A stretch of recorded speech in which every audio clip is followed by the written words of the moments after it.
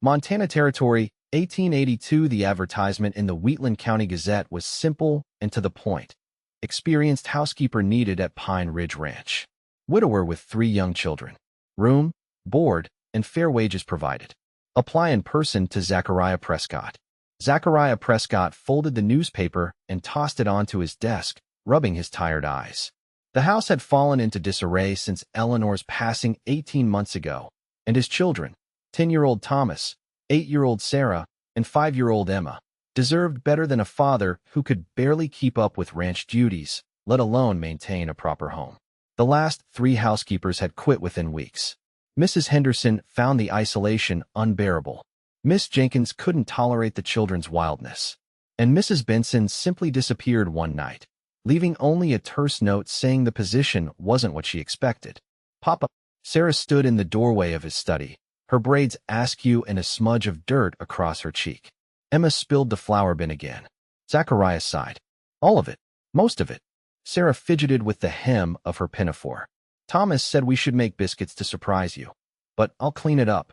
He rose wearily, placing a hand on his daughter's shoulder. "Next time, wait for help before trying to reach things on high shelves." "Will we ever get a new mother, Papa?" Sarah's eyes, so like her mother's, stared up at him with a directness that made his chest ache. "That's not what I'm advertising for, Sarah." His voice came out more sharply than he intended, and he softened his tone. "I'm hiring a housekeeper, not seeking a wife." Sarah's lip quivered slightly. "But we pray for a new mother every night. Don't you want one too?" Zachariah had no answer that wouldn't break his daughter's heart, or his own. "Let's go clean up that flour," he said instead, guiding her toward the kitchen and the latest disaster awaiting him. Naomi Mitchell adjusted her bonnet as the stagecoach rumbled through the Montana countryside. After 2 days of travel, her navy blue traveling dress was wrinkled beyond redemption, and dust seemed to have settled into every pore. But the landscape outside the window, rolling grasslands giving way to pine-covered mountains, stirred something in her soul that Philadelphia's crowded streets never had. The elderly woman beside her followed her gaze. "First time out west, dearie? Is it that obvious?" Naomi smiled.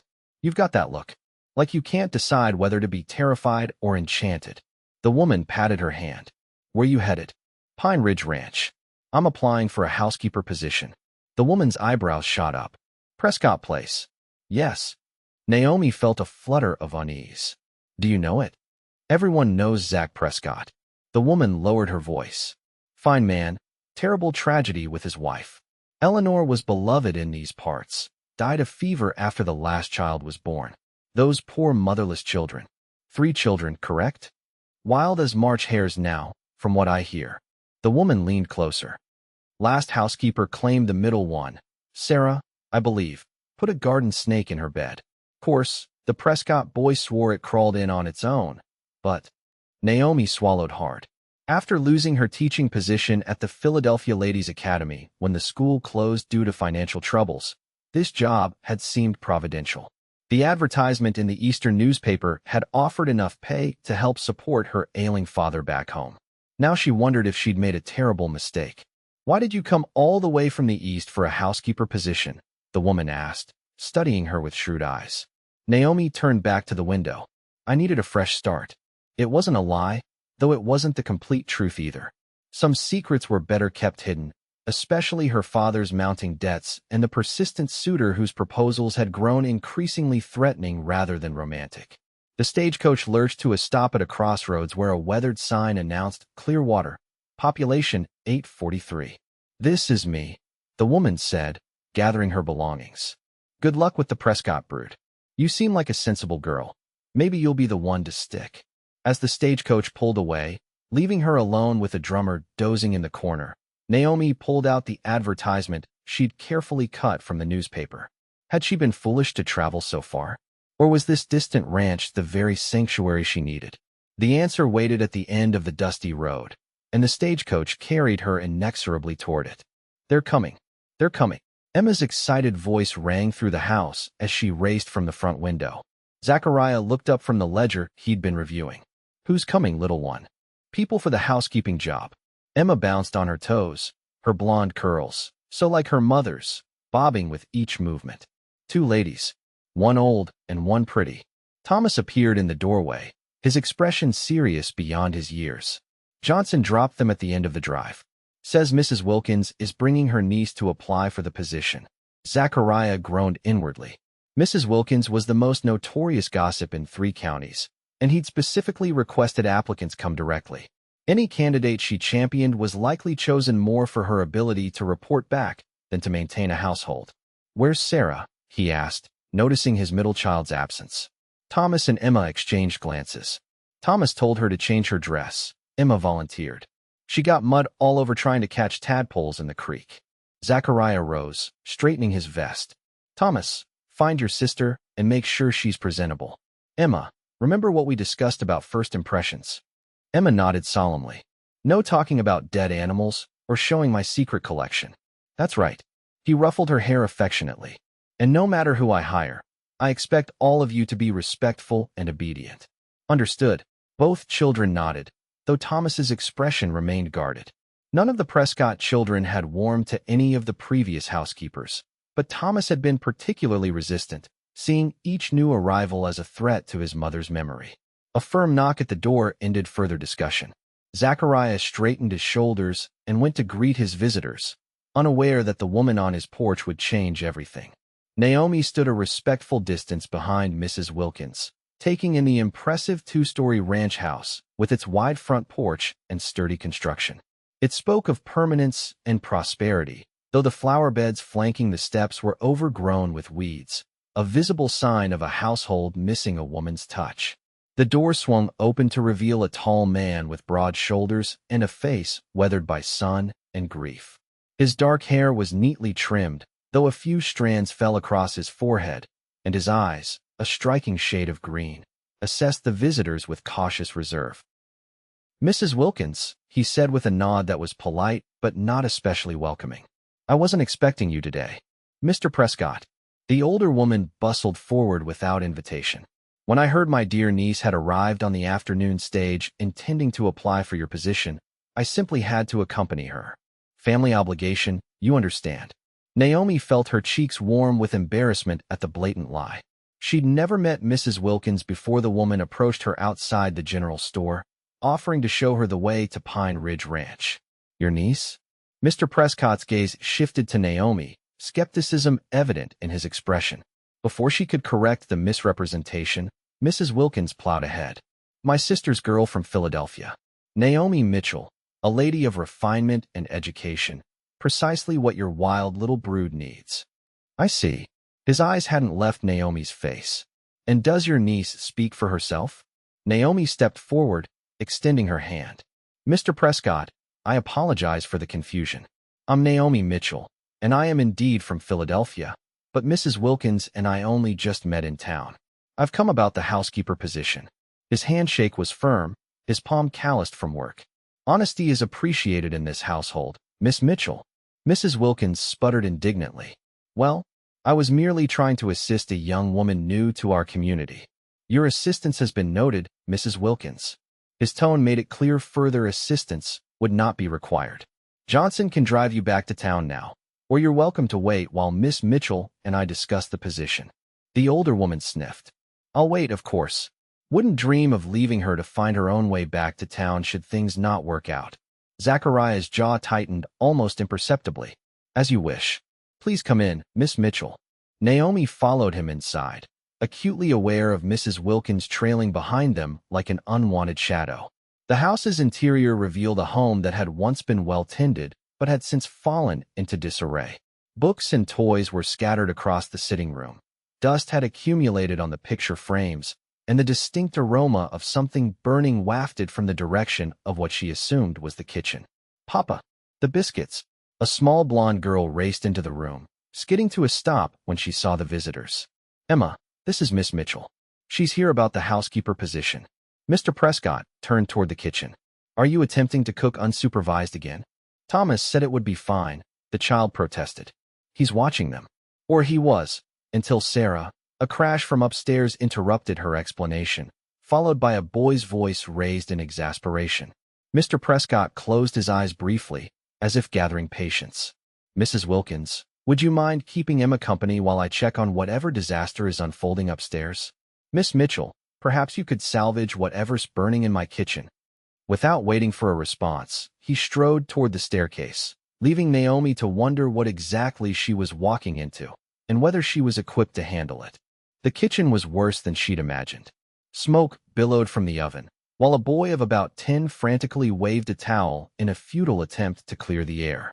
Flour dusted every surface, and eggshells littered the floor alongside what appeared to be the contents of an upended sugar canister. "You must be Thomas," she said calmly, moving to open the windows. He whirled around, startled by her presence. "Who are you?" "Naomi Mitchell. I'm here about the housekeeper position." She grabbed a pot holder and carefully extracted the tray of blackened lumps from the oven. Were these meant to be biscuits? The boy's defensive posture didn't relax. "We were making them for Pa's dinner." A thoughtful gesture. She set the ruined biscuits aside and continued opening windows to clear the smoke. "Does your father know you're using the oven unsupervised?"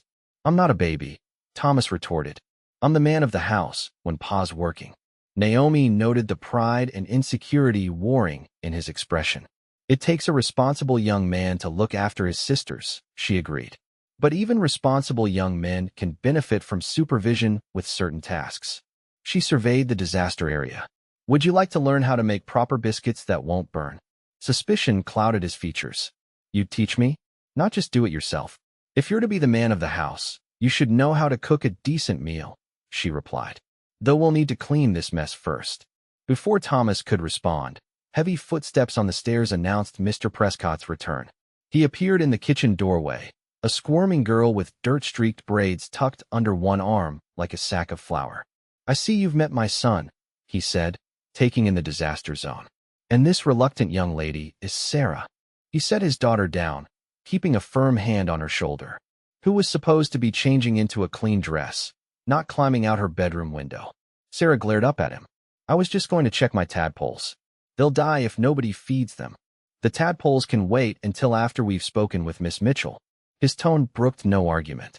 "Now, please go upstairs and change your dress as you were asked." Sarah's gaze shifted to Naomi, assessing her with undisguised wariness before she trudged toward the stairs, leaving muddy footprints in her wake. Mr. Prescott ran a hand through his hair, a gesture of barely contained frustration.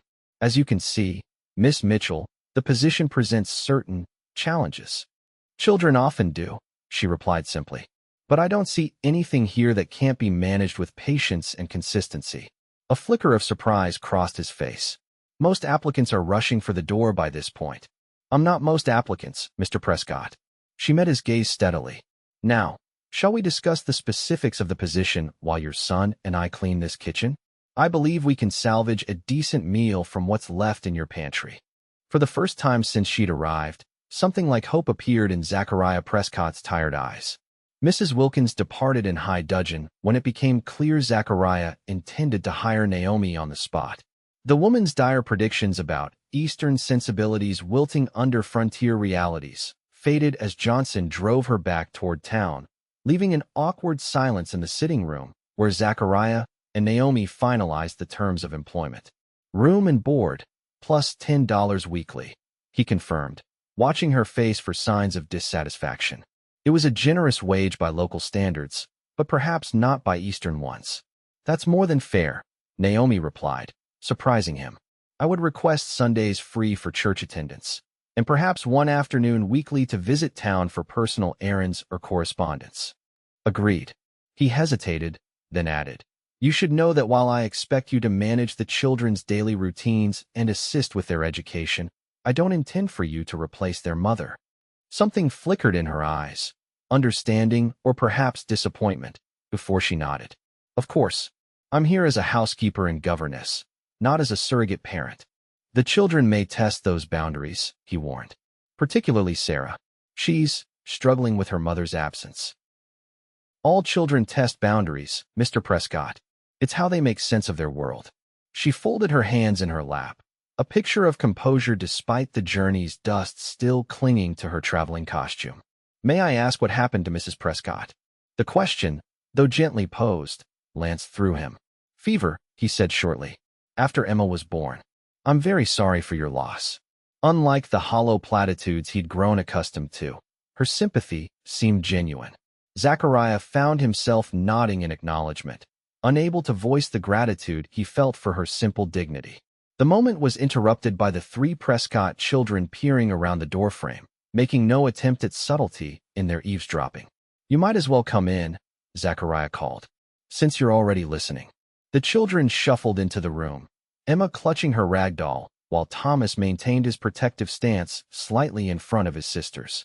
Only Sarah met his eyes directly, her chin set in the stubborn angle that reminded him painfully of Eleanor.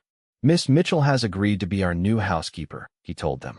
"She'll be staying in the guest room at the end of the upstairs hallway, and I expect you all to show her the respect due to an adult in this household." "For how long?" Sarah asked bluntly. Naomi answered before he could. "Until your father decides my services are no longer needed, or until I find the position unsuitable." Her voice was gentle but firm. "I hope we'll have time to become friends, but I understand friendship must be earned. Can you bake gingerbread?" Emma piped up. "Mrs. Henderson made gingerbread sometimes." "I make excellent gingerbread," Naomi replied with a smile. "And I'd be happy to teach you how, if you'd like to learn." Emma beamed, but Thomas remained skeptical. "Do you know anything about ranching? Or is this just a job to you?" "Thomas," Zachariah warned, but Naomi raised a hand. "It's a fair question," she said. "I know very little about ranching, Thomas. I grew up in a city, and until recently, I was a teacher at a girls' school. But I'm a quick learner, and I respect that this is your home and your way of life. I hope you'll be patient with my ignorance and willing to teach me." The boy seemed taken aback by her honesty. "You were a teacher?" "For 5 years, yes." "So you're smart?"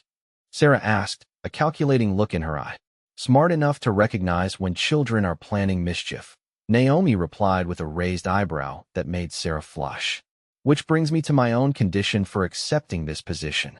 Zachariah frowned. "You didn't mention any conditions earlier. This one is for the children." She turned to face all three of them. "I will always be honest with you, even when the truth is difficult or unpleasant. In return, I expect honesty from you.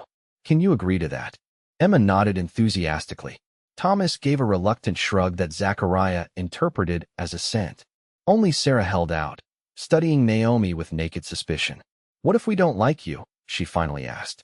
"Then you may tell me so, respectfully, and we will try to resolve our differences," Naomi answered. "But you may not lie to me or about me. That's my condition." Sarah considered this. "And you won't try to make us forget Mama?" The question hung in the air, raw and painful.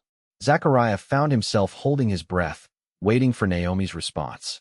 "I would never try to replace your mother or erase her memory," she said softly. "She will always be part of you, and that's as it should be.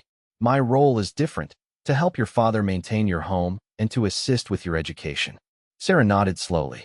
"I guess that's all right then." "Excellent." Naomi smiled, breaking the tension. "Now, I believe we were in the middle of salvaging dinner. Who would like to help me?" Emma's hand shot up immediately, and even Thomas nodded.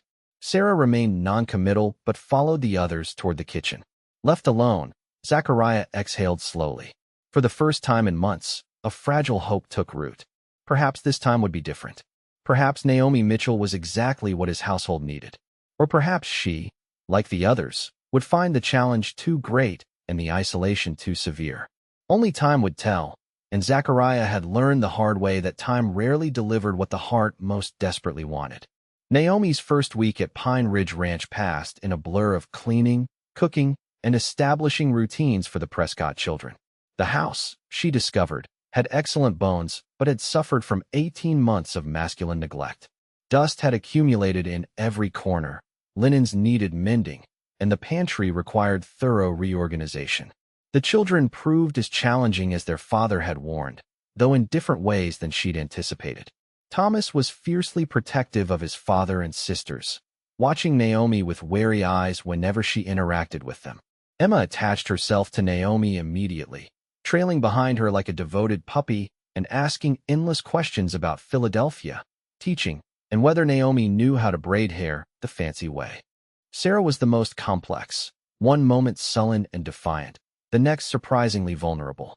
She tested boundaries constantly, forgetting chores, contradicting Naomi's instructions, and disappearing to her secret places around the property whenever responsibilities became too onerous. Zachariah himself remained something of a mystery.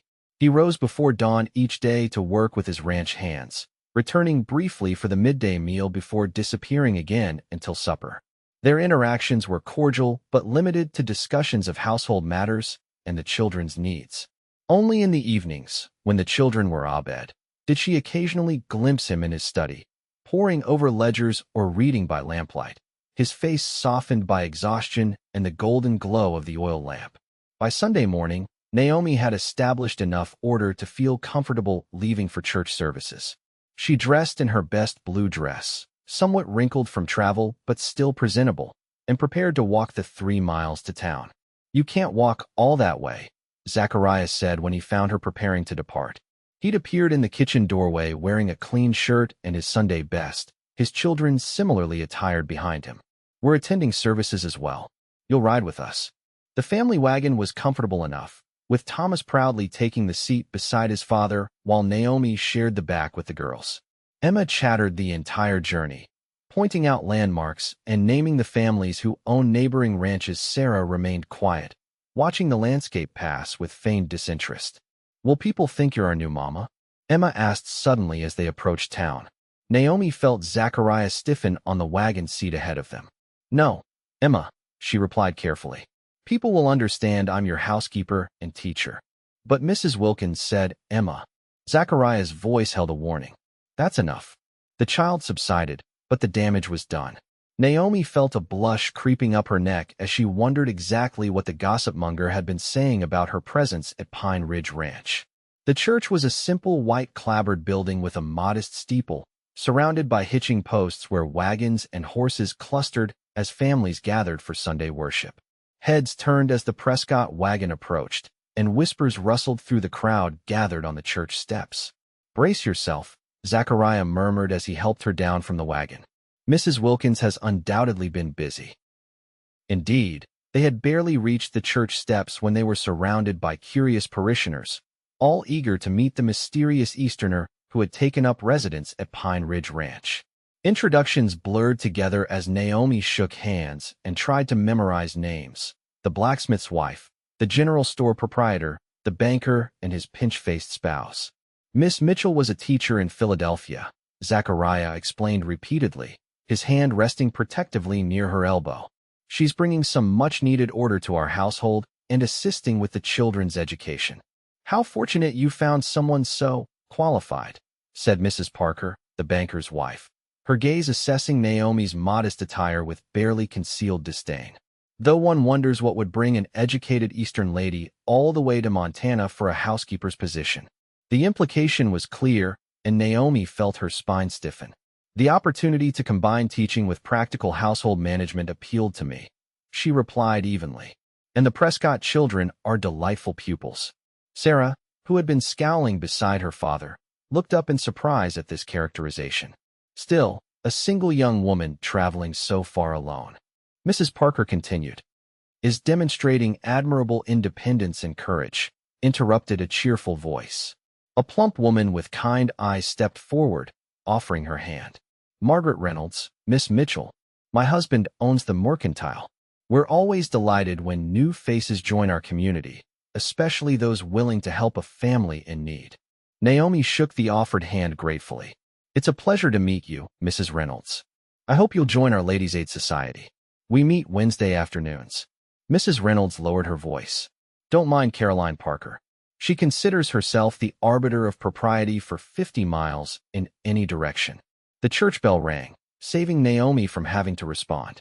As they moved inside, she found herself seated between Emma and Sarah, with Thomas and Zachariah on Sarah's other side.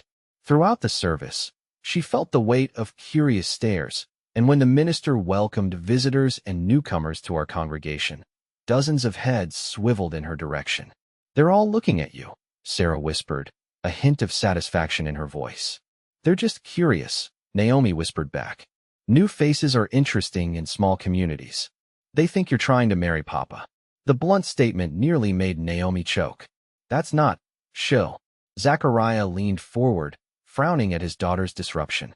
Sarah subsided with a smirk, leaving Naomi to endure the remainder of the service with burning cheeks and a growing awareness that her position in the Prescott household might be far more complicated than she had anticipated. I found these under Sarah's bed.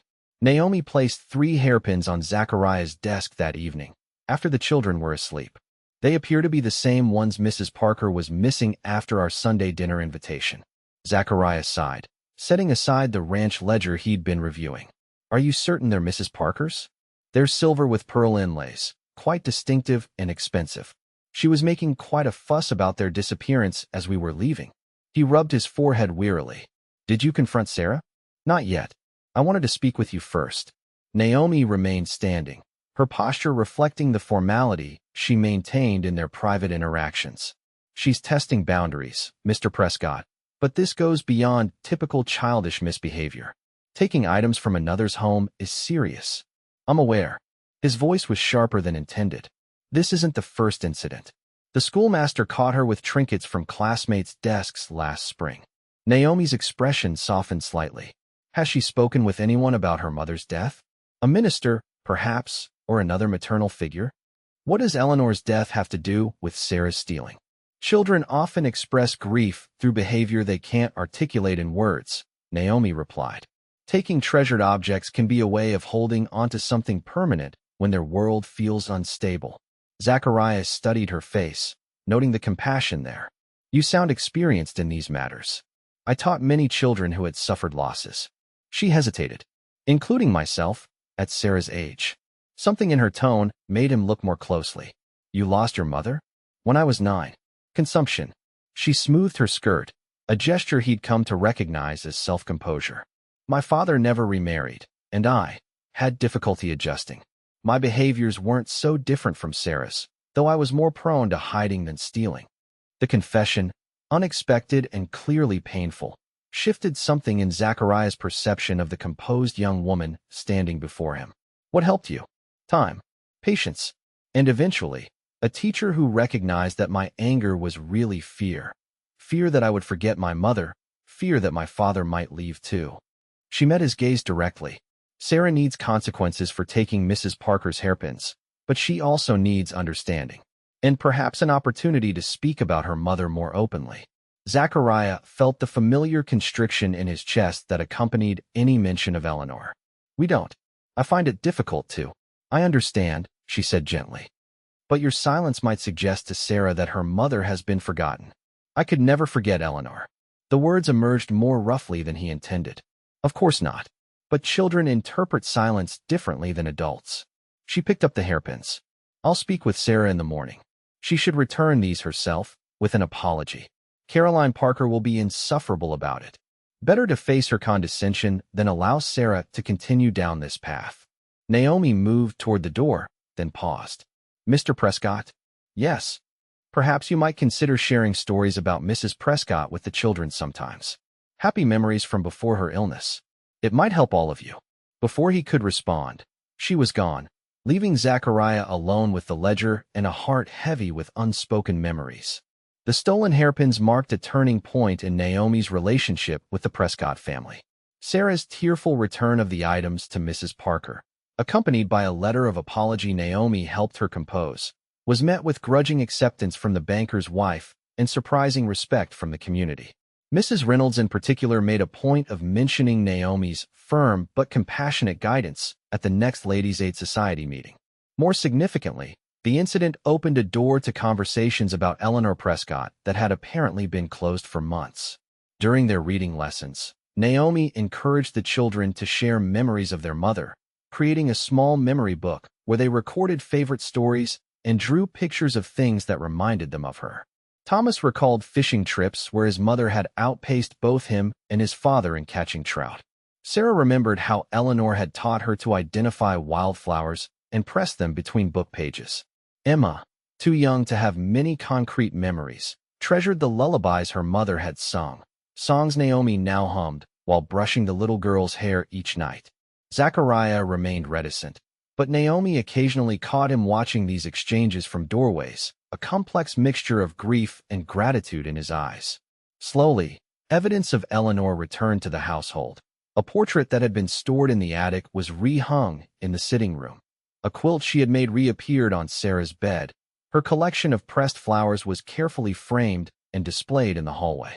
As summer ripened into early autumn, Naomi found herself settling into a rhythm at Pine Ridge Ranch. Mornings were devoted to the children's lessons, afternoons to household management and individual activities. Thomas often joined his father with ranch chores, learning the business that would someday be his. Sarah, to everyone's surprise, showed a talent for arithmetic and spent hours helping Naomi calculate household accounts.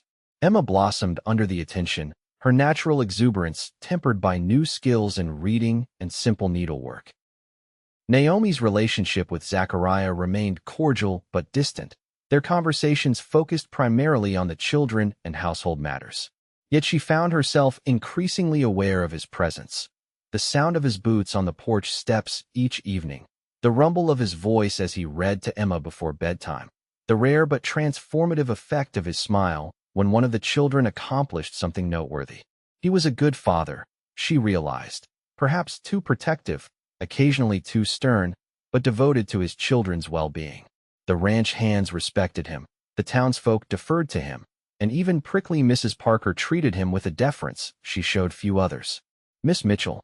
His voice interrupted her thoughts one crisp September afternoon as she hung laundry in the yard. Do you ride?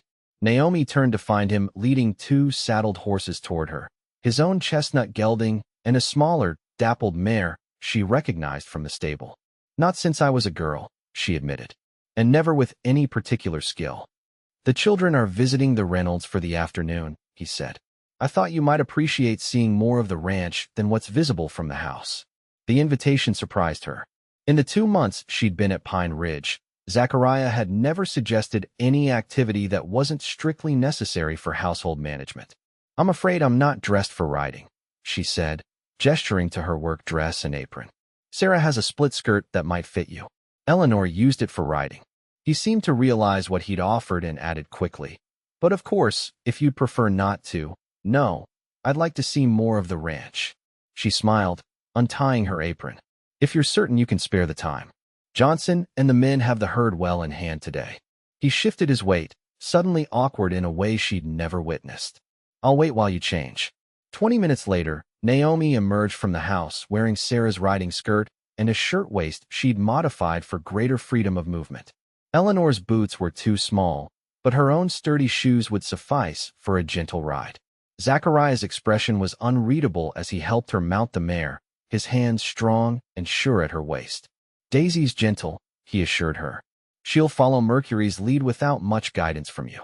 True to his word, the mare followed placidly as Zachariah led them away from the main house, across meadows golden with autumn grasses toward a pine-covered ridge that gave the ranch its name. He pointed out features of the property as they rode. The creek where the children caught tadpoles in spring, the north pasture where the cattle grazed in summer, the line of cottonwoods that marked the property's eastern boundary. How many acres? Naomi asked, relaxing into the gentle rhythm of the horse's gait. 1,200. Small by some standards, but it's good land. Well-watered, protected from the worst winter storms by the ridge. Pride colored his voice. I came here with nothing but a wagon and $200 when I was 20. Worked other men's ranches until I could afford a stake of my own. It's impressive, she said sincerely. You've built something lasting. For the children, he agreed.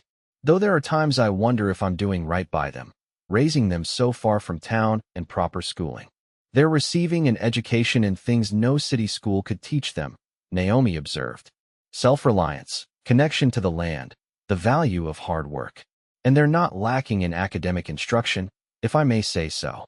A smile tugged at his mouth. No false modesty, Miss Mitchell. I believe in acknowledging truth, Mr. Prescott. The children are progressing well in their studies. She returned his smile.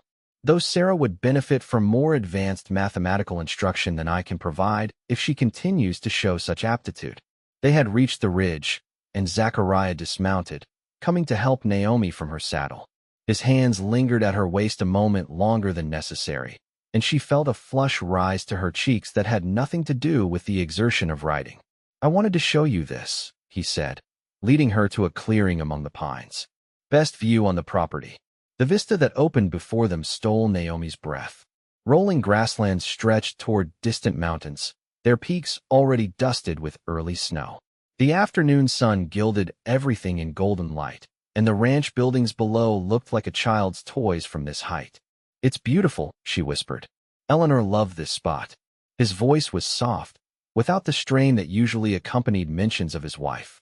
We'd ride up here when we needed perspective. Problems that seemed insurmountable from the house somehow looked manageable from here. Naomi glanced at his profile, struck by the openness in his expression. Thank you for sharing it with me.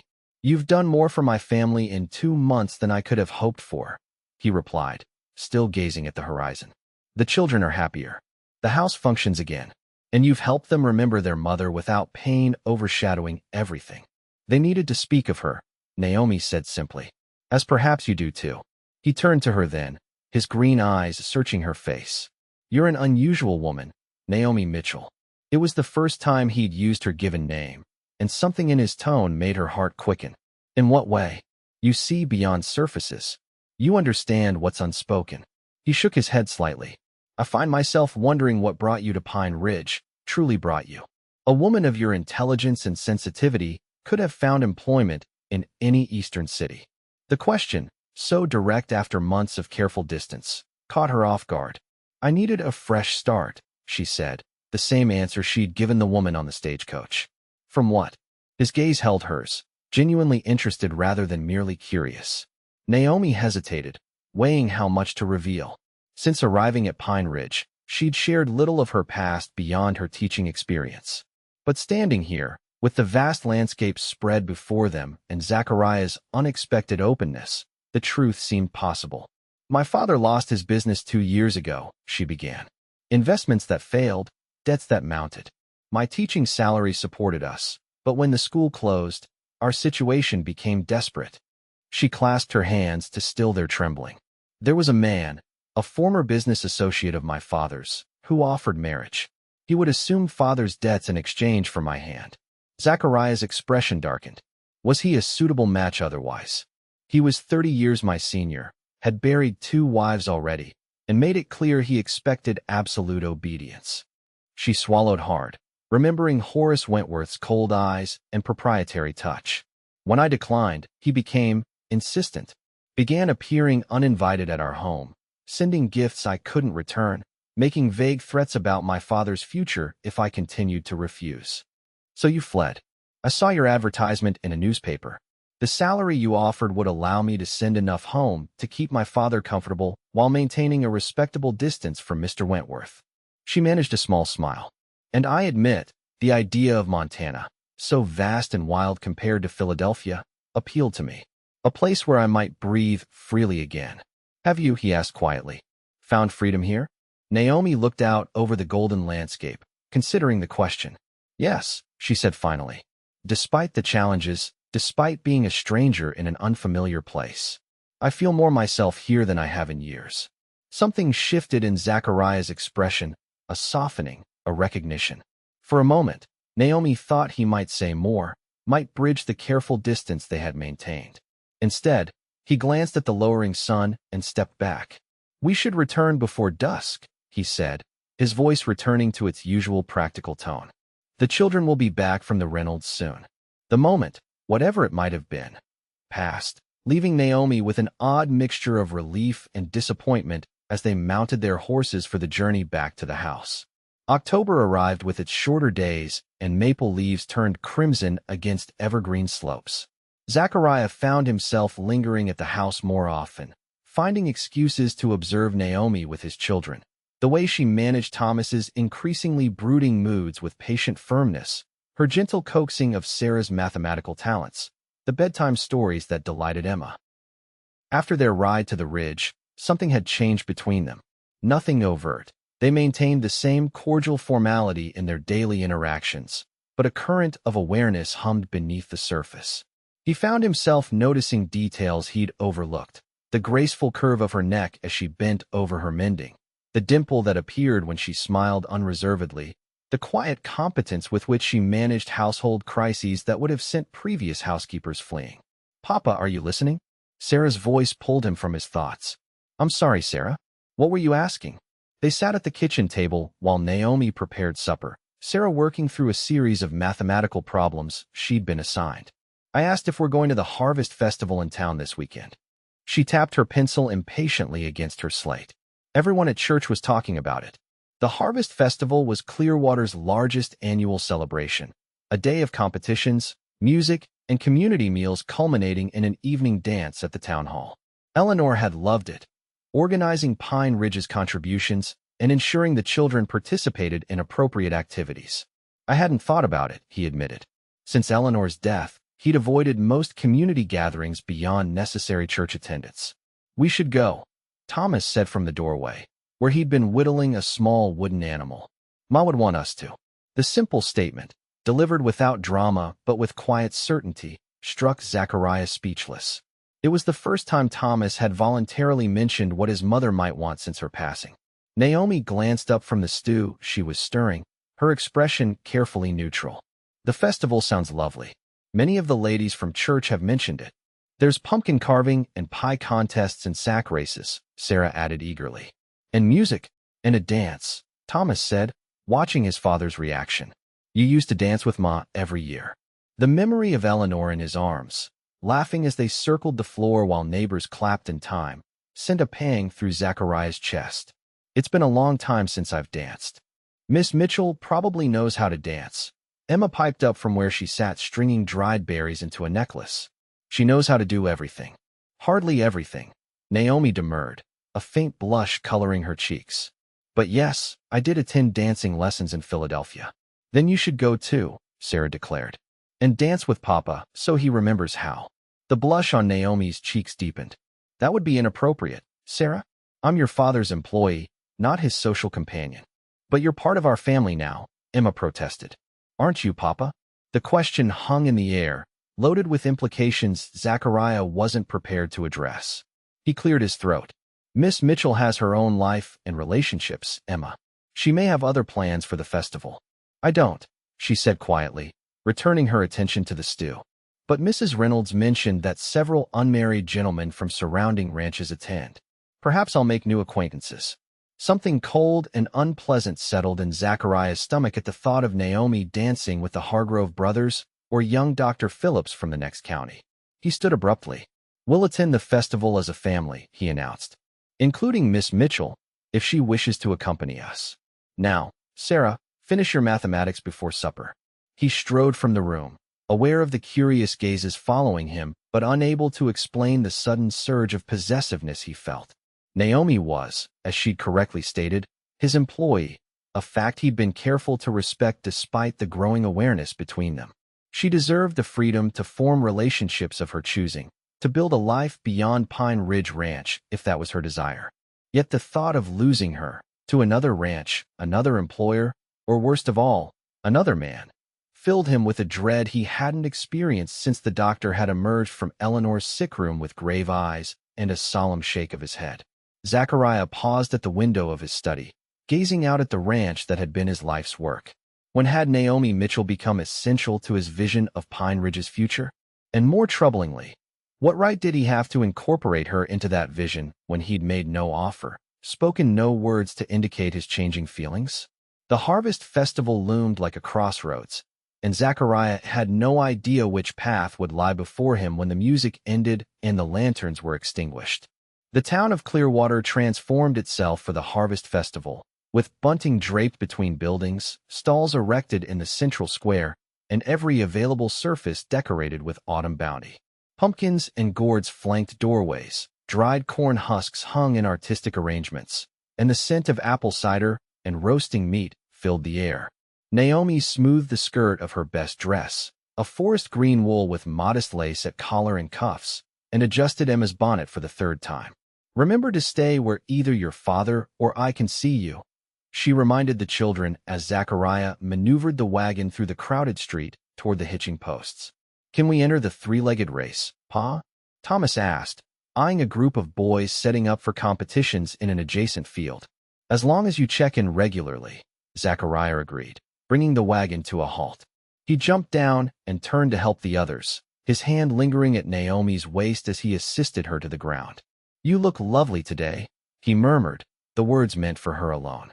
Naomi felt her cheeks warm at the unexpected compliment. Thank you.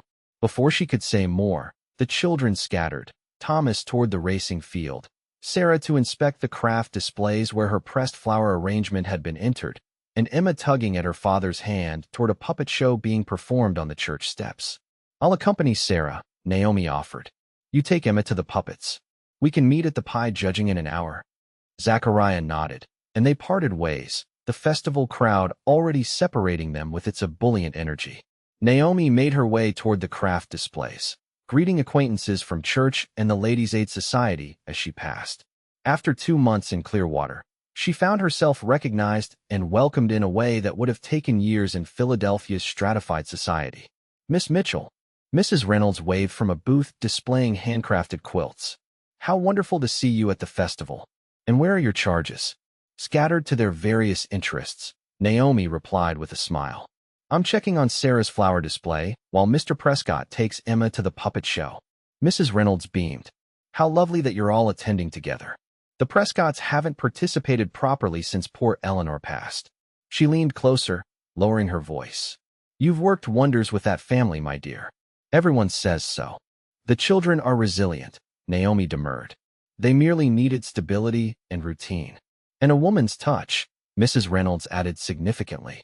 "Which brings me to a delicate matter." She glanced around to ensure privacy. "Caroline Parker has been spreading certain insinuations about your position at Pine Ridge." Naomi's stomach tightened. "What sort of insinuations?" "The unkind sort, I'm afraid. Suggesting your relationship with Mr. Prescott might be improper." Mrs. Reynolds patted Naomi's hand reassuringly. "No one of sense gives her any credence, of course. But I thought you should be aware, especially with Mr. Phillips showing such obvious interest." "Mr. Phillips?" Naomi blinked in confusion. "The young doctor from Riverside County. He's been asking about you since he saw you at church last month." Mrs. Reynolds smiled knowingly. "He's quite well established and most eligible. I believe he plans to request a dance this evening." Before Naomi could respond, Sarah appeared at her side, tugging at her sleeve. "Miss Mitchell, come see. My flower display won second prize." Grateful for the interruption, Naomi allowed herself to be led away, though Mrs. Reynolds's warnings continued to trouble her as they moved through the festival. She was painfully aware of curious glances and whispered conversations that ceased as she approached. Even Sarah seemed to notice. "Why is everyone staring at us?" the girl asked as they examined her prize-winning display. "They're admiring your beautiful work," Naomi replied, deflecting the question, "and perhaps surprised to see the Prescotts participating in the festival again." Sarah studied her skeptically. "Is it because they think you want to marry Papa?" The directness of the question, so typical of Sarah, caught Naomi off guard. "What makes you ask that?" "I heard Mrs. Parker telling Mrs. Davis that you were trying to secure your position permanently." Sarah frowned. "What does that mean?" Naomi chose her words carefully. "It means Mrs. Parker is making unkind assumptions about my intentions. I came to Pine Ridge to work as your housekeeper and teacher, not to pursue marriage." "But do you want to marry Papa?" Sarah pressed, her gaze uncomfortably penetrating. The honest answer was far too complicated for this moment. In the middle of a crowded festival with curious eyes watching their every interaction. "Your father hasn't asked me any such questions, Sarah. And if he ever did, you and your siblings would be the first to know my answer." Sarah seemed to accept this diplomatic response, turning back to her display with a thoughtful expression. "I wouldn't mind, you know," she said after a moment, "if you stayed forever. You're not like Ma, but you don't try to make us forget her, and you make Papa smile again." The simple statement, delivered with a child's artless honesty, brought a lump to Naomi's throat. "Thank you, Sarah. That means a great deal to me." Their moment of understanding was interrupted by the ringing of a bell announcing the pie judging was about to commence. Naomi guided Sarah toward the central square where they found Zachariah, Thomas, and Emma already waiting. Emma clutched a small cloth doll, evidently a prize from some competition, while Thomas sported a ribbon for the three-legged race. "A family of winners today," Naomi observed with a smile. Sarah's flower display took second prize. "As did your apple pie, apparently," Zachariah replied, gesturing toward the judging table where Mrs. Reynolds was affixing ribbons to various entries. The judges were quite impressed that an Easterner could master frontier baking so quickly. "Second place again?" Sarah sounded disappointed. "Second to Mrs. Reynolds herself, which is no small achievement," Zachariah assured her. "She's won first prize for 15 years running." The remainder of the afternoon passed in a pleasant blur of activities. They watched sack races and log-splitting contests, sampled treats from various food stalls, and admired handicrafts from across the county. As dusk approached, lanterns were lit throughout the town square, and the fiddlers began tuning their instruments for the evening dance. "We should be heading home soon," Zachariah said as they finished a simple supper at one of the communal tables. "It's getting late for the children." "But the dancing hasn't even started," Thomas protested. "And you promised we could stay for the whole festival." "Just one dance, Papa," Emma pleaded. "I want to see the ladies in their pretty dresses twirling around." Zachariah hesitated, and Naomi could read the reluctance in his expression. He hadn't attended a community dance since Eleanor's death. Perhaps the memories were still too painful. "I could take the children home if you'd prefer," she offered quietly. "Johnson could drive us in the wagon, and you could stay to represent Pine Ridge." "No," he said after a moment. "We came as a family. We'll stay as a family. At least for the first few dances." The town hall had been transformed for the occasion, its wooden floor cleared for dancing and benches arranged around the perimeter. Musicians set up on a small platform at one end, and refreshment tables lined the opposite wall. Families with young children claimed seats near the entrance, while unmarried men and women clustered in hopeful groups on either side of the dance floor. Naomi helped Emma onto a bench where she could observe the proceedings, then took a seat beside her as the first chords sounded and couples began forming sets for a Virginia reel. Thomas surprised everyone by asking Sarah to be his partner for the first dance, leading his sister onto the floor with awkward gallantry. "They're growing up," Zachariah observed, taking the seat on Naomi's other side. "Too quickly. They're becoming fine young people," she replied, watching the siblings join the line of dancers. "You should be proud." "I am." His voice softened. "Thanks in no small part to your influence these past months." Before Naomi could respond, a shadow fell across them. She looked up to find a tall, fair-haired man in a well-cut suit extending his hand toward her. "Miss Mitchell? I'm Edward Phillips. I practice medicine in Riverside County." His smile was pleasant, his manner confident without being overbearing. "Mrs. Reynolds mentioned you might be attending tonight, and I was hoping you'd honor me with the next dance." Naomi felt Zachariah stiffen beside her. She hesitated, caught between courtesy to Dr. Phillips and an inexplicable reluctance to leave Zachariah's side. "I'm responsible for the children this evening," she began. "I can watch Emma," Zachariah interrupted, his tone carefully neutral. "You should enjoy the dancing, Miss Mitchell. After all, it's your first harvest festival." Something in his eyes belied the casualness of his words. A challenge, perhaps, or a test. Either way, Naomi found herself rising and accepting Dr. Phillips's offered hand. "Thank you, Dr. Phillips. I'd be delighted." The next dance was a simple waltz, and Dr. Phillips proved to be an accomplished dancer, guiding her smoothly around the floor. His conversation was pleasant and undemanding, focused on her impressions of Montana and her background in teaching rather than personal inquiries. "I understand you're quite a godsend to the Prescott family," he said as they circled the floor. "The children seem much improved since your arrival." "They're wonderful children," Naomi replied. "They simply needed stability after their loss." "And their father?" Dr. Phillips's gaze was assessing. "Has he also benefited from your stability?" The question carried implications that made Naomi uncomfortable. "Mr. Prescott is an excellent employer," she said carefully. "I respect his dedication to his family and his ranch." "Just respect." Dr. Phillips smiled slightly. "Forgive me, Miss Mitchell, but I've observed how he watches you, and how you watch him when you think no one notices." Naomi missed a step, causing them to falter momentarily. "I believe you're mistaken, Dr. Phillips." "I don't think I am." His tone remained light, conversational. "But I'm not offended. Zachariah Prescott is well regarded in these parts, and his children clearly adore you. It would be a natural progression." The music ended before Naomi could formulate a response. Dr. Phillips returned her to the side of the room where Zachariah sat with Emma, now dozing against his shoulder. "Thank you for the dance, Miss Mitchell," Dr. Phillips said with a bow. "Perhaps another later, if circumstances permit." As he walked away, Zachariah looked up at Naomi, his expression unreadable in the lamplight. "Did you enjoy your dance?" "Dr. Phillips is very accomplished," she replied, avoiding a direct answer. "But I think Emma has the right idea. It's getting late for the children. Thomas and Sarah are still enjoying themselves." Zachariah nodded toward the dance floor where his older children had joined a circle dance with their friends. But perhaps you're ready to leave? I'm sure Dr. Phillips would be happy to escort you home if you're tired. The suggestion stung more than it should have. My place is with the family, Mr. Prescott, she said quietly. Unless you're dismissing me for the evening. He looked up sharply, something flaring in his eyes. No, I'm not dismissing you. The tension between them vibrated like a plucked string. Emma stirred against her father's shoulder, murmuring in her sleep, and the moment broke. I'll take her to the wagon, Zachariah decided, rising with his daughter in his arms. She can sleep there while we wait for Thomas and Sarah to exhaust themselves. Would you keep an eye on them? I'll return shortly. Naomi nodded, watching as he carried Emma through the crowd toward the exit.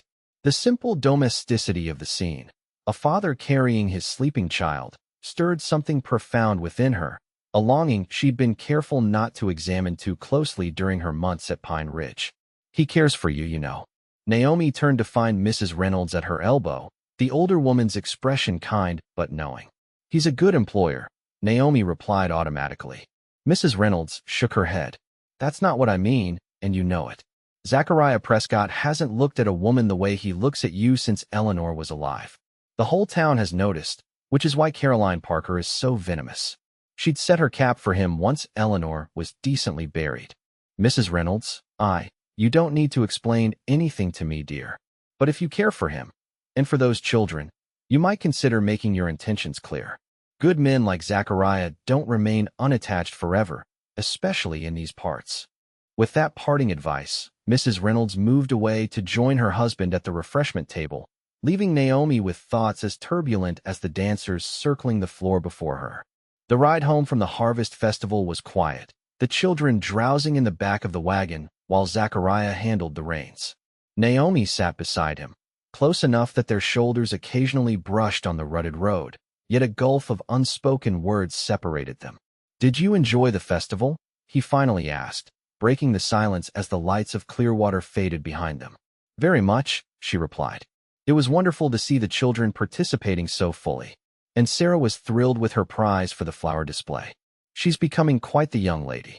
He glanced back at his sleeping children. All of them are changing so quickly, growing up when I'm not looking. That's what children do, Naomi said softly. But they're fortunate to have a father who notices. Silence fell again, broken only by the steady clip-clop of hooves and the occasional snuffle from the sleeping children.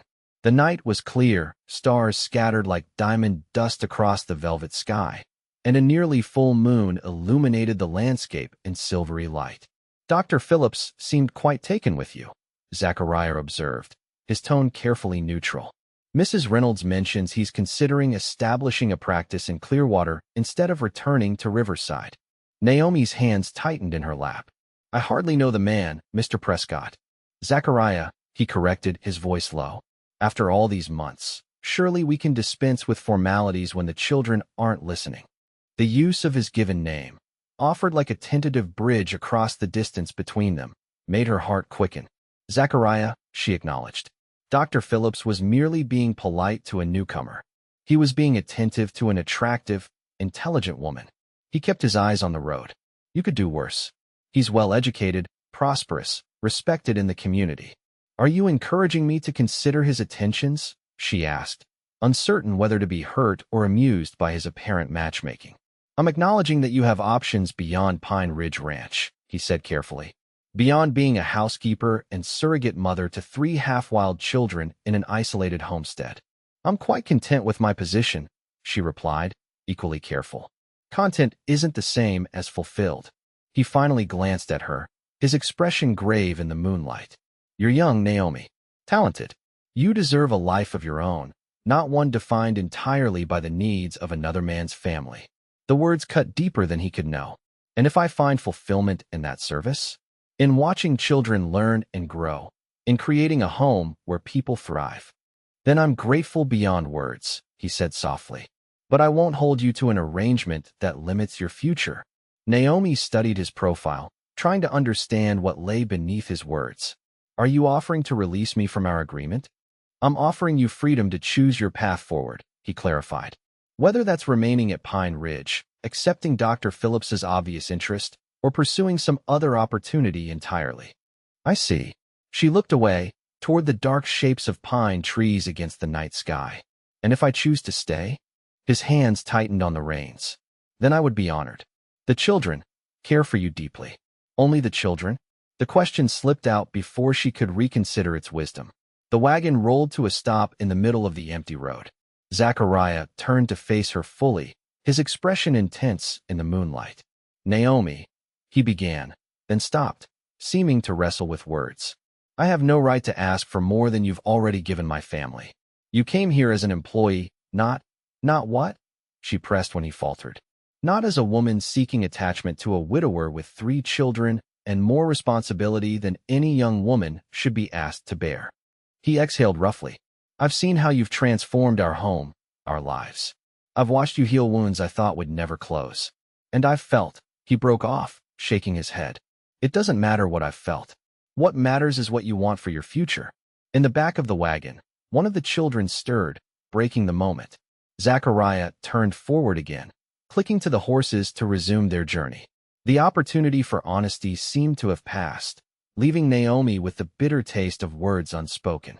They completed the journey to Pine Ridge in silence, the weight of near confessions hanging between them like morning mist. When they arrived, Zachariah lifted each sleeping child from the wagon and carried them to bed, while Naomi prepared hot chocolate in the kitchen, their domestic routine reasserting itself as if the conversation on the moonlit road had never occurred. Later, as Naomi prepared for bed in her small room at the end of the upstairs hallway, she found herself at the window, gazing out at the ranch bathed in moonlight. In the barn, a lantern still glowed. Zachariah, checking on a mare about to foal, likely to be up half the night. She pressed her hand against the cool glass, watching that distant light and wondering if she'd misunderstood the meaning behind his words. Had he been offering her freedom to leave, or freedom to stay on different terms? And if the latter, did she have the courage to step beyond the safe boundaries of employee and employer into the uncertain territory of the heart? Sleep eluded her as she turned these questions over in her mind, unaware that in the barn below, Zachariah Prescott was engaged in a similar vigil, watching the house where his children, and the woman who had unexpectedly captured his heart, slept under the silver Montana moon. A November snowstorm swept across Pine Ridge Ranch 3 weeks after the Harvest Festival, bringing daily activities to a standstill. Zachariah and the ranch hands worked tirelessly to secure livestock in the lower pastures, leaving Naomi and the children to maintain the household through howling winds and drifting snow that piled against the windows like white sand. Will Papa be all right out there? Emma asked anxiously, watching from the sitting room window as ghostly shapes moved through the blizzard toward the distant barn. Your father knows this land and its weather better than anyone, Naomi assured her, stoking the fire to drive back the chill. He'll take shelter when he needs to. In truth, she shared Emma's concern. The storm had arrived with unexpected ferocity, transforming a crisp autumn day into a winter's cape within hours. Zachariah had departed at the first sign of weather change, leaving Naomi with terse instructions to keep the children inside and maintain the fires. We should make something special for when Papa returns, Sarah suggested, looking up from the book of poetry she'd been studying. Hot cider with cinnamon, like Mama used to make when he came in from winter storms. The suggestion, and the memory it evoked, created a lump in Naomi's throat. That's a wonderful idea. We have apples in the cellar, and I believe there's cinnamon in the spice cabinet. I'll help, Emma volunteered, eager for distraction from her worries. Me too, Thomas added from where he'd been whittling by the fire. I know how I used to make it, with cloves and orange peel too, when we had them. The simple domestic project occupied them through the afternoon as the storm raged outside. Thomas descended to the cellar for apples while the girls gathered spices, and Naomi prepared the kettle.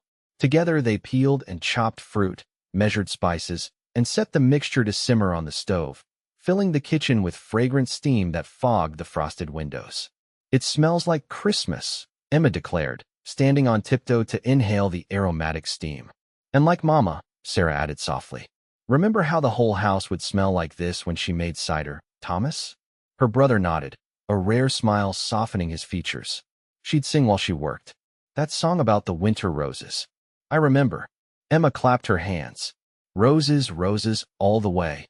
Those weren't the words, Goose, Sarah corrected. It was a proper song, not nursery rhymes. Do you remember the tune? Naomi asked gently. Thomas hummed a few notes, halting and uncertain at first, then with growing confidence. It was a sweet, simple melody that seemed to belong to another time, another life. Eleanor's song for her family on winter afternoons. As twilight deepened outside the frost-covered windows, they maintained their vigil. The cider kept warm on the stove, and the children taking turns watching for signs of their father's return.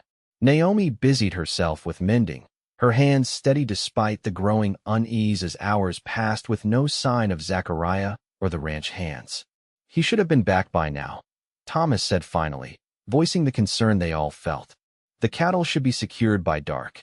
The storm makes everything take longer, Naomi replied, projecting a calm she didn't entirely feel. And your father is very thorough.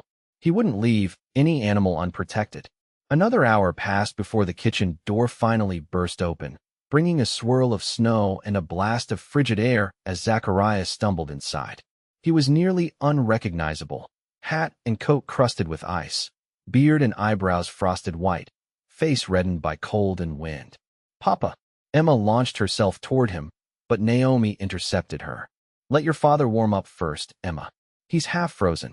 She guided Zachariah to a chair near the stove, helping him remove his ice-encrusted outer garments. Thomas, bring a blanket. Sarah, pour some cider. Zachariah's hands were too stiff to manage the buttons of his coat, and Naomi worked quickly to help him, aware of the children's worried gazes. Where are Johnson and the others? She asked quietly. Bunkhouse, he managed through chattering teeth. All safe. Had to break ice, from the stream, for the cattle. You're safe now too, she soothed, accepting the blanket Thomas brought and wrapping it around Zachariah's shoulders. Drink this. The children made it specially for you. Sarah pressed a steaming mug into her father's hands, her small face solemn with concern. It's like Mama's recipe. We remembered. Something flickered in Zachariah's eyes as he raised the mug to his lips with still trembling hands. He sipped, then closed his eyes briefly. Perfect, he whispered, just as she made it. For a moment, Eleanor's presence seemed to fill the warm kitchen, not as a painful absence, but as a cherished memory, binding the family together across time. Naomi felt it too, this woman she'd never met, but whose legacy touched everything at Pine Ridge. We were worried about you, Papa, Emma said, snuggling against his side now that the initial crisis had passed. But Miss Mitchell said you knew what to do in storms. She was right. His color was returning, the violent shivering subsiding as warmth penetrated his chilled body. Though I'm grateful for the welcome home. His gaze met Naomi's over Emma's head, conveying more than mere gratitude. You should eat something, Naomi suggested, moving toward the stove where she'd kept stew warming. And then rest. The children and I can manage everything else tonight. I need to check the barn again before full dark, he protested, attempting to rise. Johnson and the men are handling it, she countered firmly. You'll be no use to anyone if you fall ill from exposure. One trip into that blizzard was enough. Thomas straightened, recognizing an opportunity. I can go check, Pa. I'm old enough. No. Both adults said simultaneously, then exchanged looks of shared understanding. No one is going back out in that storm tonight, Zachariah clarified. Miss Mitchell is right. Johnson knows what needs doing. He accepted the bowl of stew Naomi placed before him, seeming to gather strength with each spoonful. The children clustered around, telling him about their day and the making of the cider, their earlier fears dissolving in the relief of his safe return. Naomi moved quietly around the kitchen, tidying the remnants of their cooking project and preparing for the evening meal, aware of Zachariah's gaze following her. Since the night of the Harvest Festival, they had maintained their cordial professional relationship, neither referring to the conversation in the wagon nor pursuing its implications. Yet something had shifted between them, an awareness, an unspoken question that hovered in the air during their brief moments alone. The storm proved to be the vanguard of an early winter, confining the family primarily to the house over the following days. Lessons continued by the sitting room fire, with Thomas occasionally joining his father for necessary outdoor chores while the girls helped Naomi with household tasks. The enforced proximity created a cocoon of domesticity that felt both temporary and somehow timeless. as if the blizzard had suspended them in a moment outside normal existence. On the third evening, with the children abed and the wind still moaning around the eaves, Naomi sat at the kitchen table darning socks by lamplight. The soft sound of footsteps made her look up to find Zachariah in the doorway, a book in his hand. "I thought you might like something new to read," he said, crossing to place it on the table beside her. It came in the last mail delivery before the storm. A novel by Mrs. Wharton, I believe. Naomi set aside her darning to examine the book. A recent publication she'd read reviews of but hadn't expected to find in Montana. "This is very thoughtful. Thank you. You mentioned enjoying her previous work." He remained standing, seemingly uncertain whether to stay or go. "I ordered it from the bookseller in Helena before the Harvest Festival." The reference to that pivotal evening hung between them. Naomi traced the embossed cover with her fingertips. "Zachariah, about that night." "You don't owe me any explanations," he interrupted. "As I said then, your future is yours to determine." "And if my chosen future includes Pine Ridge Ranch?" she asked quietly, finally giving voice to the question that had occupied her thoughts for weeks. He stilled, his expression guarded in the lamplight. "In what capacity?" The directness of his question required equal honesty from her. Naomi set the book aside and rose to face him. "That depends on what capacity you might be offering." For a long moment, they stood in silence, the ticking of the kitchen clock and the howl of the wind the only sounds in the otherwise sleeping house. "I have no right to offer you anything beyond employment," Zachariah finally said, his voice low and strained. "You came here for sanctuary, for independence, not to be burdened with a widower and his children." "You haven't answered my question," she persisted gently. "What capacity would you wish me to remain in, if the choice were entirely yours?" His breath escaped in something like a suppressed laugh. "If the choice were mine, I would ask you to stay forever, Naomi. As my wife, as mother to my children, as the heart of this home you've rebuilt from broken pieces." The words tumbled out as if a dam had broken. "But I can't ask that sacrifice of you. You deserve." "Shouldn't I be the one to decide what I deserve?" she interrupted, taking a step toward him. "What I want." Hope and uncertainty warred in his expression. "And what do you want, Naomi Mitchell?" "This," she said simply, gesturing to encompass the kitchen, the house, the ranch beyond. "The home we've built together these past months. The children who've claimed pieces of my heart. The work that brings purpose to my days." She met his gaze directly. "And you, Zachariah, if you're offering." The distance between them vanished as he crossed to her in 2 strides, taking her hands in his. "I'm offering everything I have, everything I am," he said hoarsely. "It's not a grand life like you might have had in Philadelphia, but it would be real. And you would be cherished, Naomi. Every day. That's all I want," she whispered, her heart thundering in her chest. "A real life. With you." His kiss was gentle at first, tentative, the kiss of a man who had forgotten the language of romance and was learning it anew. But as Naomi responded, her arms sliding up to encircle his neck, the kiss deepened into something hungry and certain, a promise of the life they might build together. When they finally parted, breathless, Zachariah rested his forehead against hers. "The children have been praying for this, you know," he murmured. "Ever since you arrived. They've been asking God to send them a new mother." Naomi smiled, remembering Emma's innocent questions and Sarah's blunt assessments. "They haven't been subtle about it." "No," he agreed with a soft laugh. "Subtlety isn't a Prescott family trait." He brushed a strand of hair from her face, his expression turning serious. "Are you certain, Naomi? Marriage to a rancher, life in this remote place. It's not what you were raised for." "Perhaps not," she acknowledged. "But it's what I choose. What I've been moving toward my entire life without realizing it." She placed her hand against his cheek. "I love you, Zachariah, and I love your children. The rest is just details." His smile transformed his face, erasing the lines of worry and grief that had marked it when she first arrived at Pine Ridge. "I love you too," he said, the words sounding rusty from disuse but all the more precious for it. "More than I thought possible after Eleanor." "I don't want to replace her," Naomi assured him. "She'll always be part of this family." "I know."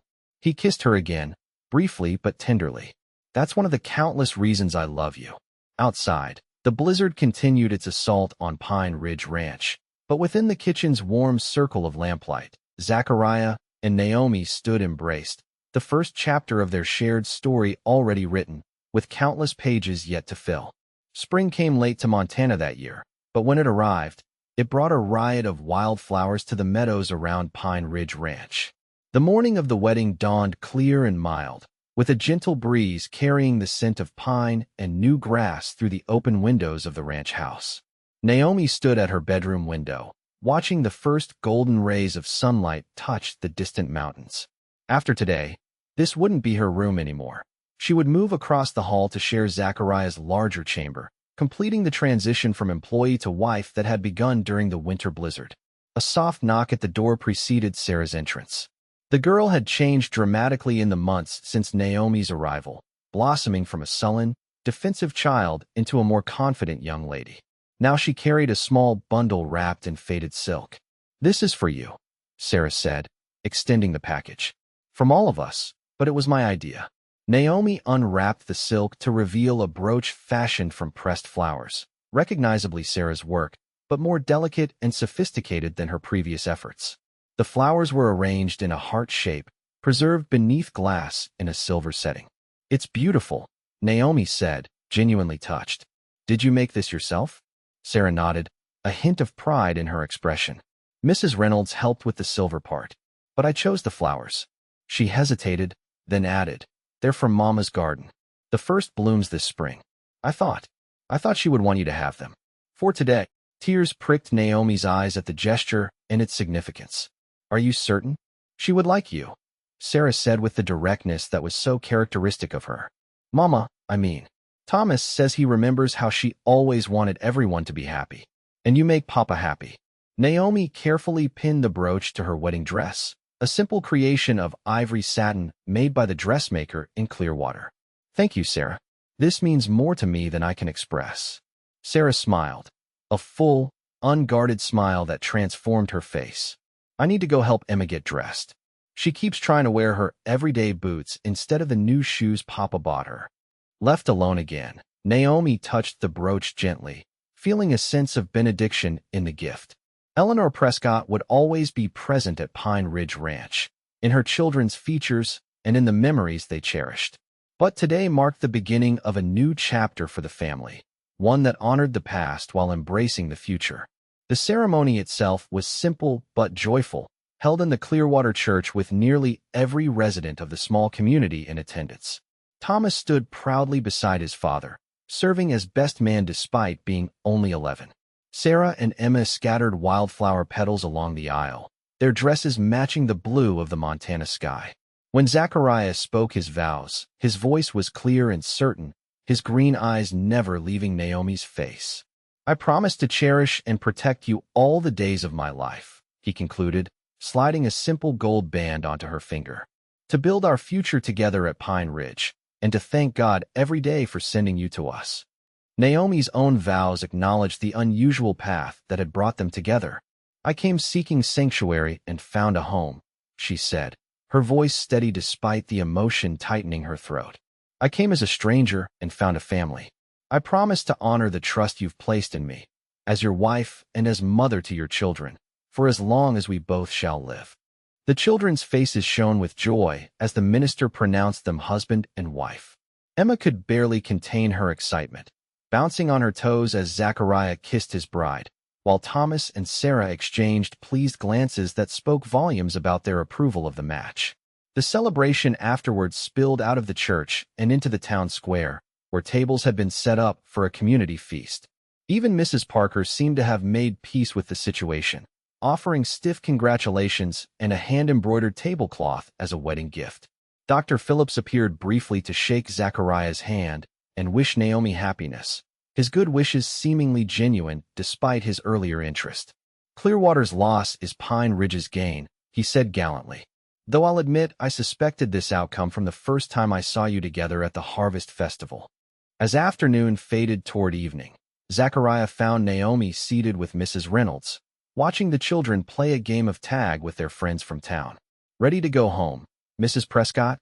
he asked, offering his hand to help her rise. The new name, and all it represented, brought a smile to her face. "Yes," she said, placing her hand in his. "I'm ready to go home." The journey back to Pine Ridge was unlike any they had taken before. Though the road was the same, the golden light of late afternoon transformed the familiar landscape into something magical. Emma fell asleep in the back of the wagon, her head pillowed on Sarah's lap, while Thomas rode proudly on his own pony alongside. As they crested the final hill, Pine Ridge Ranch came into view, the sturdy house with smoke curling from its chimney, the barn and outbuildings nestled against the backdrop of the mountains, the fields where cattle grazed peacefully in the spring sunshine. Home, in every sense of the word. Having second thoughts? Zachariah asked softly, noticing Naomi's contemplative expression. Only grateful ones, she replied, leaning against his shoulder. A year ago, I couldn't have imagined this life. Now I can't imagine any other. He pressed a kiss to her temple, his arm tightening around her waist. When I posted that advertisement for a housekeeper, I had no idea I was really searching for you. But we were, came Sarah's voice from behind them. She had been listening, as children do, to adult conversations not meant for their ears. We prayed for a new mother every night. And God sent Miss Mitchell, Mama Naomi. The simple declaration, and the name Sarah had chosen, honoring both her birth mother and the woman who now helped to guide her, brought tears to Naomi's eyes. Yes, Zachariah agreed, his voice rough with emotion. He sent exactly who we needed. As the wagon rolled down the final stretch toward home, Naomi gazed at the 3 children who were now hers to love and nurture, and at the man whose heart had somehow found room to love again. What had begun as a desperate journey toward sanctuary had become a pilgrimage to exactly where she belonged. Pine Ridge Ranch spread before them, bathed in golden light. Not just a place of employment or refuge, but a true home where a family once broken by loss had found healing and new beginnings in the vast, beautiful wilderness of Montana.